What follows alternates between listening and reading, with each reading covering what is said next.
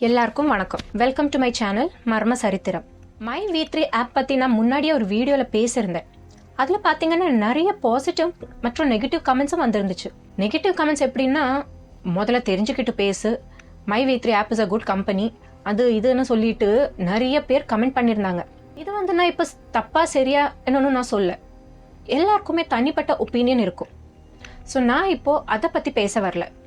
My வி3 app தான் உலகத்திலே பெரிய கம்பெனி என்று பில்டப் கொடுக்குற நேரத்து தான் அந்த கம்பெனியோட எம்டியான சக்தி ஆனந்தன் அவர்களை ஜுடிஷியல் கஸ்டடியில் அரெஸ்ட் பண்ணி வச்சிருக்காங்க. இந்த ஆப் இவ்வளோ நியாயமானதுன்னா இதை சுற்றி ஏன் இவ்வளோ சர்ச்சை இருக்குது? மை வி3 ஆப் நியாயமான கம்பெனி என்று சொல்லி ப்ரொட்டஸ்ட் பண்ணதற்கும் அரெஸ்ட் ஆயிருக்காங்க. முதல்ல பாத்தீங்கன்னா கோயம்புத்தூர் போலீஸ் இந்த ஆப் பத்தி முன்னாடியே இன்வெஸ்டிகேட் பண்ண ஆரம்பிச்சிருந்தாங்க. அந்த டைமில் தான் மை வி3 எம்டி வீடியோல எல்லாரையும் கோயம்புத்தூர்ல ஒரு இடத்துக்கு வர சொல்லியிருந்தாரு.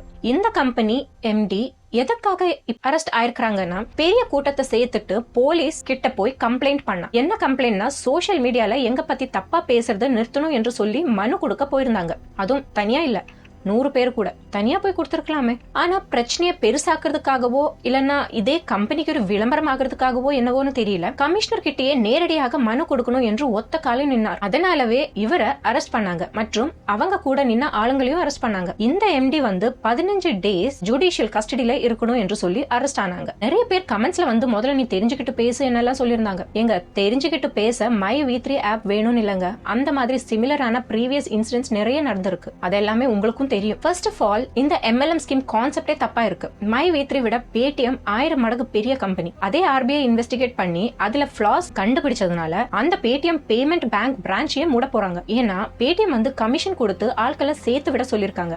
இதுல பாத்தீங்கன்னா பேடிஎம் பேமெண்ட் பேங்க் இருக்கு, 35 கோடி இ வாலெட்ஸ் இருக்கு. அதுல 31 கோடி டார்மெண்ட் தான். டார்மெண்ட்னா ரொம்பவே யூஸ் பண்ணாம இல்லனா 1-2 தவணை மட்டும் யூஸ் பண்ணி அப்புறம் கரண்ட்லி இன்ஆக்டிவ் ஆகுறது தான் டார்மெண்ட். பாக்கி 4 கோடியோடது கம்மி பேலன்ஸோட சின்ன சின்ன டிரான்சாக்ஷன் நடத்தப்படுது, அவ்வளவுதான். இப்படி சொல்றாங்க. இந்த 31 கோடியில இல்லீகல் மணி டிரான்சாக்ஷனும் நடக்கப்படுதுன்னு. கேவைசி கூட பண்ணாத அக்கௌண்ட்ஸ் 100-1000 இல்ல, லட்சத்திற்கும் மேலாகவே வந்தது. சில அக்கௌண்ட் இப்படியே இருந்தது. ஒரு பேன் கார்டுல மல்டிபிள் அக்கௌண்ட்ஸ் லிங்க் ஆயிருக்கு. இதெல்லாம் எதுக்குன்னு பார்த்தா சேர்த்து விட்டா காசு என்றதுனாலதான். பேடிஎம் கூட ஒரு வகையிலான MLM ஸ்கீம் மாதிரி தான். அவ்வளவு பெரிய பிசினஸில் கூட ஒரு MLM ஸ்கீம் இவ்வளவு பிரச்சனையை உருவாக்க முடியும்னா மை வி3 ஆப் கூட இதை ஃபேஸ் பண்ணி தான் ஆகணும் இல்லையா? இங்க மெயின் ப்ராப்ளம் அது மட்டும் இல்ல. மை வி3 ஆப் அவங்க ஆட் பாக்குறதுனால காசு கொடுக்கறாங்க, சரி. ஆனா பிரிஸ்கிரிப்ஷன் கூட இல்லாம எதுக்காக மருந்து விக்கிறாங்க? முல்தானி மிட்டியும் பாதாம் கொட்டையும் 3 மடங்கு லாபத்துக்கு விக்கிறாங்க.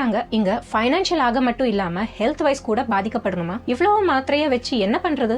இந்த ஆப்புக்காக 5 பேர் அரெஸ்ட் ஆயிருந்தாங்க ப்ரொடெஸ்ட் பண்றதுனால. ஓகே, நான் அவங்கள ரெஸ்பெக்ட் பண்றேன். ஏன்னா இவ்வளவு ஒரு ஜென்யூனாக இன்னசென்டாக இருக்கிறாங்கல்ல, அதனால. இன்னைக்கு உங்களுக்கு காசு வரலாம், ஆனா நாளைக்கு வருமா? கேரண்டி இருக்கா? நீங்க போட்ட காசு போகாமல் ப்ராஃபிட் வந்திருக்கா? வந்தால் ரொம்ப சந்தோஷம், நீங்க ரொம்ப அதிர்ஷ்டசாலின்னு தான் நான் சொல்வேன். ஒரு பர்டிகுலர் பாயிண்ட்டுக்கு மேல சேம் சீட்டு கோட்டை தரிப்பணமான மாதிரி தான் இந்த MLM ஸ்கீமோட கான்செப்ட். இது ஸ்கீமா ஸ்கேமா என்று நான் இப்ப பேச வரல. நம்புறவங்க இது நம்புங்க, போனா உங்க காசு தானே. ஆனா உங்களை நம்பி உங்களுக்கு கீழே ஒரு 7 பேர் சேருவாங்க. நாளைக்கு ஒண்ணுமே ஆகாமல் இருக்கட்டும், அப்படி ஆனாலுமே அந்த 7 பேர் உங்க வீட்டு முன்னாடி தானே நிப்பாங்க. அந்த ரிஸ்க் மட்டும் எடுக்கிறதுக்கு முன்னாடி யோசிங்க தான் சொல்றேன். வீடியோ பார்த்து காசு கொடுக்கறாங்க, சரி, நல்ல விஷயம் தான். அதுக்கு எதுக்காக உங்ககிட்ட காசு வாங்கணும்? சரி, நீங்க இப்ப ஒரு வேலை பார்க்கும்போது உங்களுக்கு சம்பளம் கொடுப்பாங்க, சரியா? ஆனா உங்க கம்பெனி எப்படி சொல்றாங்க, உங்க சம்பளம் வேணும்னா நீங்க 3 மடங்கு காசு டெபாசிட் பண்ணாதான் கொடுப்பேன்னு சொன்னா அது நியாயமா? சிகரெட் குடிச்சா கேன்சர் வரும்னு எப்பவுமே சொல்றோம், ஆனாலும் அது இங்க விக்கிறது இல்லையா? தெரிஞ்சே எல்லாரும் வாங்குறது இல்லையா? அதே மாதிரிதான் இது